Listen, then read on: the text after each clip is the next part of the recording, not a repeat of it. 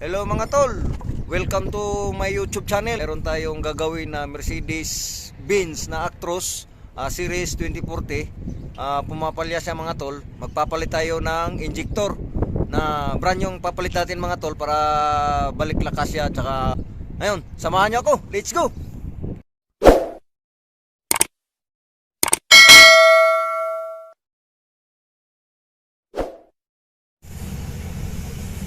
Mga tol, yung history kasi nito na makina, nag-ano na siya, low power tsaka white smoke.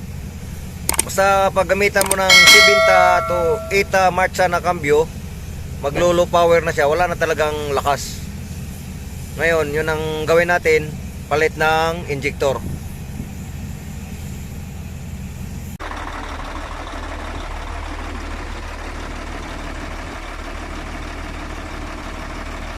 Hello mga tol, itong spare part natin ay kakabit na busambra ng injector mga tol.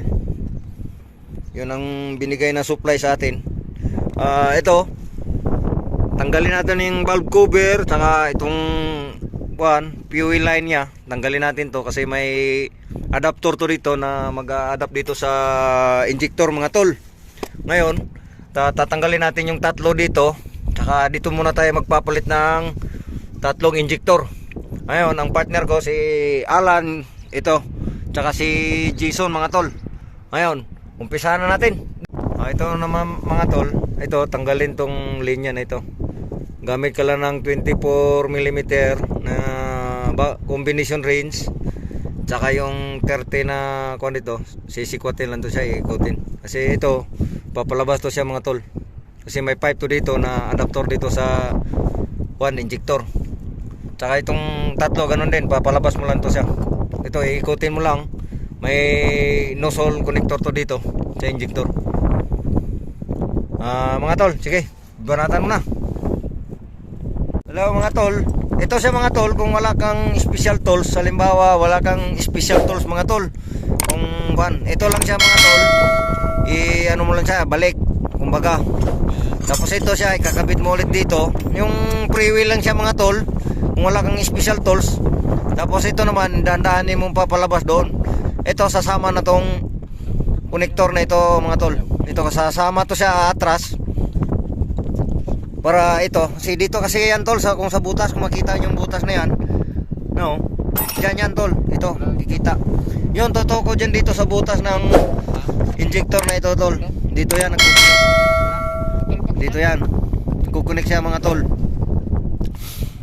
Kasi ito kasi sa original pa to kasi mga tol, kaya nga medyo may edad na, wala na siyang lakas, pumapalya na siya pagka mag 70 na yung cambio mo, tsaka mag bira ka na ng extra power, pumupugak-pugak na siya mga tol, wala na siyang load.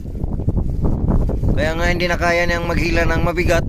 Kaya talagang subject to palitan na natin mga tol ng bago para balik naman siya na brand new yung makina pakiramdam.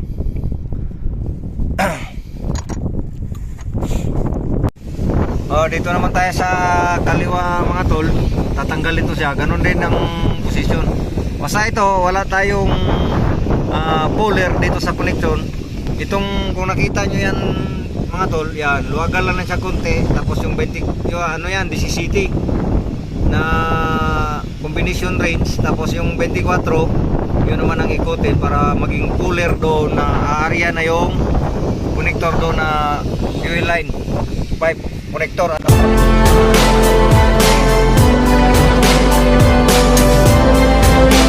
Tol, tapos na siya. Plastic na rin yung namang last na valve cover. Lalagay natin sa kabila natin. Tapos yan,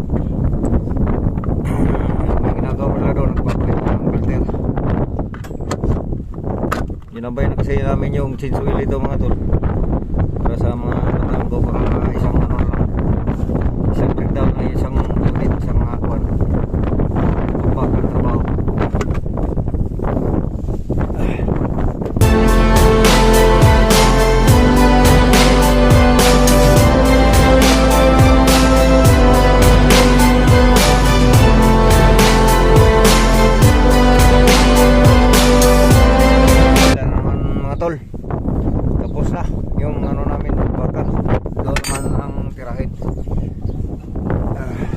Grabing sandstorm mga tol, oh. Yan, oh. Grabe.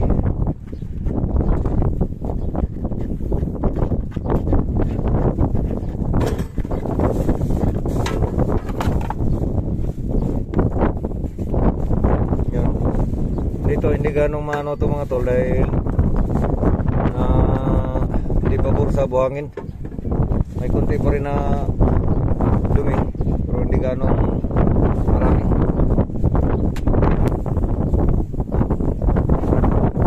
Dong, bullhammer dong, break yan.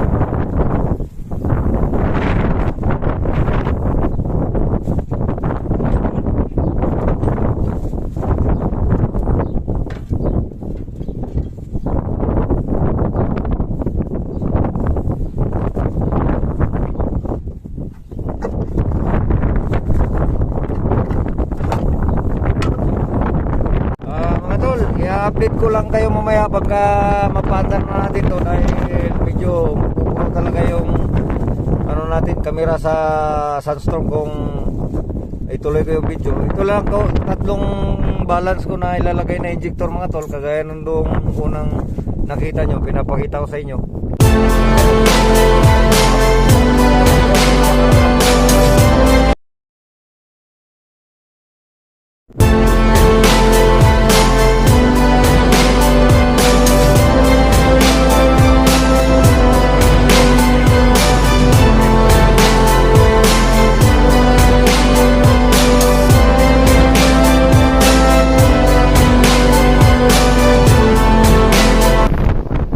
Testing tayo bandar mga tol. Papandarin natin.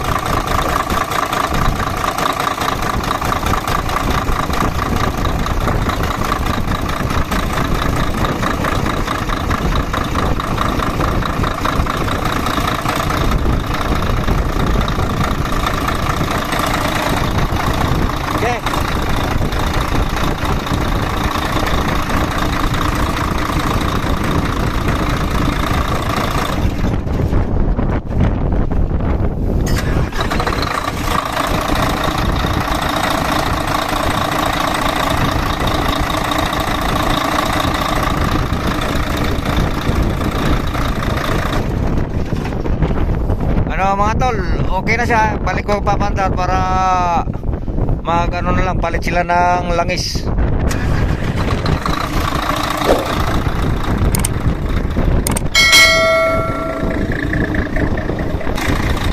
Mga tol, salamat sa panonood at God bless inyong lahat. Thank you, bye bye.